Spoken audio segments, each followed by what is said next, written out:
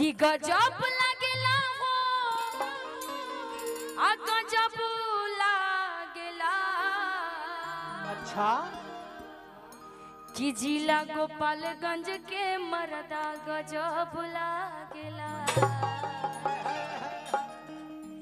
कि गजब लागेला हो गजब लागेला गजब लागेला हो गजब लागेला। ए मुस्कान तुम भी इधर आओ। कि गजब लागेला हो गजब लागेला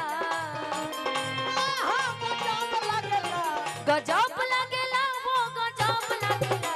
गोपालगंज के मर्दा गजब लागेला गोपालगंज के मर्दा गजब लागेला गोपालगंज के मर्दा गजब लागेला गोपालगंज के मर्दा गजब लागेला। गजब लागेला हो रे रे रे रे रे रे रे रे। अच्छा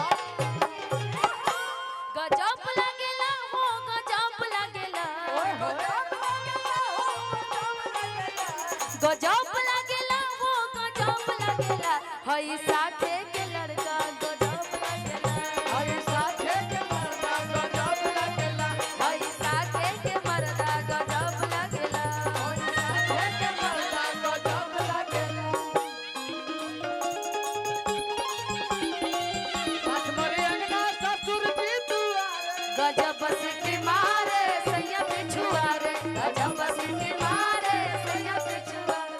सास सोवे अंगना ससुर जी दुआरे मरे अंगना ससुर जी दुआरे गजब सिटी मारे सैया पिछुआरे गजब सिटी मारे सैया पिछुआरे। बोले गजब मर्दा गजब लागेला साथे के मर्दा गजब लागेला। देखे में ये हाथा काठा मोछिए पत्ता हो मोछिए पट्टाओ होला मोछिए पट्टाओ हो।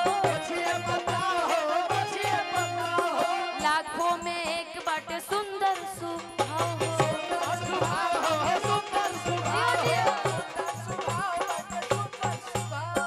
लाखों में एक बाटे सुंदर स्वभाव हो सुंदर स्वभाव बाटे सुंदर स्वभाव हो। मीठा मिश्री अस बोली रई रई रई रई रई रई रई रई रई। मीठी मिश्री अस बोली गजब लागेला मीठी मिश्री अस बोली गजब लागेला। जिला बलिया के मर्दा गजब लागेला जिला छपरा के मर्दा गजब लागेला हई सिवान के मर्दा गजब लागेला हई गोपालगंज के मर्दा गजब लागेला।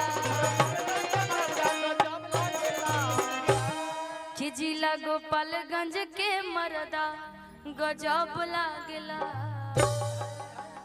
बहुत बहुत धन्यवाद। कहाँ गए असगर?